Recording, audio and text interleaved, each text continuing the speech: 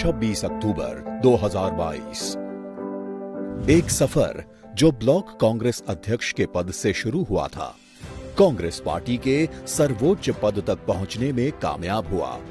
मल्लिकार्जुन खड़गे भारतीय राष्ट्रीय कांग्रेस के 98वें राष्ट्रीय अध्यक्ष बने। कहते हैं कि राजनीति की राह बहुत पथरीली होती है, लेकिन सोलिलादा सरदारा के नाम से मशहूर मल्लिकार्जुन खड़गे इस पथरीली राह पर कभी नहीं डगमगाए।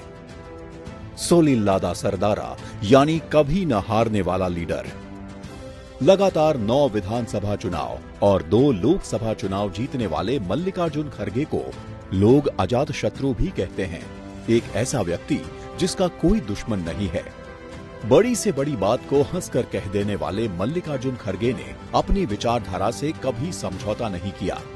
वो खम ठोक कर गरजते हैं, अपने राजनीतिक प्रतिद्वंदियों से खुलकर लड़ते हैं, लेकिन राजनीतिक शिष्टाचार की सबसे बड़ी मिसाल भी है। मल्लिकार्जुन खड़गे का बचपन आसान नहीं था। हैदराबाद मुक्ति संघर्ष के दौरान हुए खौफनाक दंगों में उन्होंने अपने पूरे परिवार को खो दिया था। सिर्फ मल्लिकार्जुन खड़गे और उनके पिता उस हिंसा से बच सके थे। उस हादसे के बाद उनके पिता उन्हें बचाकर गुलबर्गा ले गए। उनके पिता एक मिल में मजदूर थे, लेकिन बेटे की परवरिश में पीछे नहीं रहे। उन्होंने न केवल मल्लिकार्जुन खड़गे को पढ़ाया लिखाया, बल्कि सामाजिक सरोकारों से भी रूबरू किया। नफरत की आंधी में अपनों को खो चुके मल्लिकार्जुन के मन में किसी के लिए भी नफरत नहीं पनपने दी, बल्कि वो आधार दिया कि बेटे का पूरा जीवन दूसरों की जिंदगी बेहतर बनाने में अर्पित हो गया। मल्लिकार्जुन खड़गे छात्र जीवन से ही राजनीति में सक्रिय हो गए थे। कॉलेज में वो छात्र संगठन के महासचिव चुने गए थे। जब वो एमएसके मिल्स कर्मचारी संघ के कानूनी सलाहकार बने, तो एक मजदूर नेता के रूप में भी सक्रिय हो गए और कई मजदूर आंदोलनों के नेतृत्व में रहे। विद्यार्थी जीवन में श्री खड़गे कबड्डी, हॉकी और क्रिकेट के कमाल के खिलाड़ी थे, बल्कि इस दौरान वो राज्य स्तर पर भी हॉकी खेले। 1967 में श्रीमती इंदिरा गांधी ने 10 सूत्री कार्यक्रम शुरू किया। 1969 में उन्होंने बैंकों का राष्ट्रीयकरण किया और आगे जाकर महाराजाओं के प्रीवी पर्स भी समाप्त किए। इंदिरा जी की नीतियों से प्रभावित होकर मल्लिकार्जुन खड़गे 1969 में कांग्रेस पार्टी में शामिल हो गए और ब्लॉक कांग्रेस के अध्यक्ष बने। वहां से जो सफर शुरू हुआ वो आज भी जारी है। मल्लिकार्जुन खड़गे 1972 में गुरमितकल से पहली बार चुनाव लड़े और एमएलए बने। 1973 में वो चुंगी उन्मूलन समिति के अध्यक्ष नियुक्त हुए। उस छोटी सी कमेटी में लोगों ने पहली बार उनकी प्रशासनिक काबिलियत देखी। उन्होंने पहली बार लोकल बॉडीज की अर्थव्यवस्था को रिफॉर्म करने की बात की और चुंगी शुल्क को खत्म कर बेहतर सिस्टम सुझाया। उनकी रिपोर्ट से कर्नाटक में कई जगहों पर चुंगी शुल्क का अंत हुआ। इसके बाद मल्लिकार्जुन खड़गे ने कभी मुड़कर नहीं देखा। वो जिस भी डिपार्टमेंट में रहे, जहां भी मंत्री रहे, नए नए आइडिया उनकी पहचान बन गए। शिक्षा राज्य मंत्री बने तो SC/ST टीचरों के बैकलॉग को खत्म करने की नई स्कीम लाए और हजारों SC/ST शिक्षकों को रोजगार दिलवाया। उन्हीं के वक्त में पहली बार SC/ST संचालित स्कूलों को अनुदान देने की शुरुआत हुई। जब श्री खड़गे राजस्व मंत्री बने तो उन्होंने देश में भूमि सुधार का सबसे बड़ा प्रोग्राम चलाया।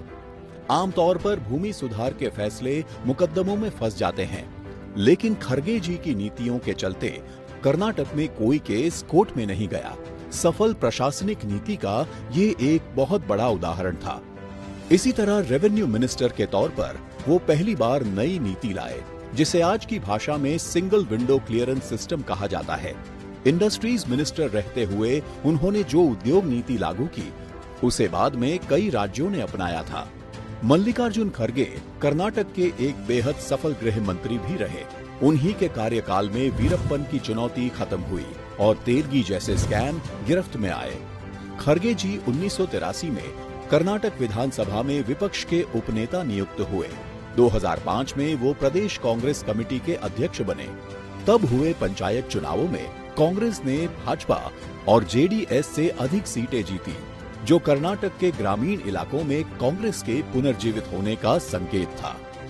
उन्होंने 2009 के लोकसभा चुनाव में गुलबर्गा से अपनी 10वीं चुनावी जीत दर्ज करवाई और भारत सरकार में रेल मंत्री रहते हुए देश भर में कई ट्रेनें शुरू की। और श्रम एवं रोजगार मंत्री के रूप में राष्ट्रीय स्वास्थ्य बीमा योजना को बढ़ाने में महत्वपूर्ण भूमिका निभाई। यह योजना देश के सबसे गरीब तबके के लिए कैशलेस और पेपरलेस स्वास्थ्य बीमा योजना थी, जिसका करोड़ों लोगों को लाभ मिला।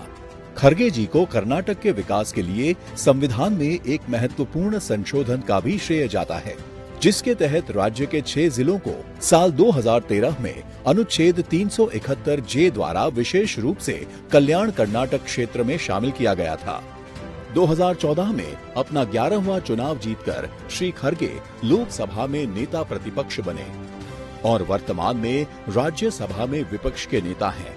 2022 में कांग्रेस पार्टी में अध्यक्ष पद के लिए आंतरिक चुनाव हुए, जहां श्री खरगे को शानदार जीत के साथ ऑल इंडिया कांग्रेस कमेटी अध्यक्ष चुना गया। आज 82 साल की उम्र में भी श्री मल्लिकार्जुन खरगे कांग्रेस अध्यक्ष की जिम्मेदारी निभाते हुए तानाशाह सरकार और कट्टरपंथियों के खिलाफ लगातार लोकतंत्र की लड़ाई लड़ रहे हैं और पर्वत समान खड़े हैं। संघर्ष जिनकी जिंदगी का एक पहलू रहा और हिम्मत दूसरा। महान क्रांतिकारी राम प्रसाद बिस्मिल जी की 2 पंक्तियां खरगे जी के जीने के अंदाज को बाखूब बयान करती हैं।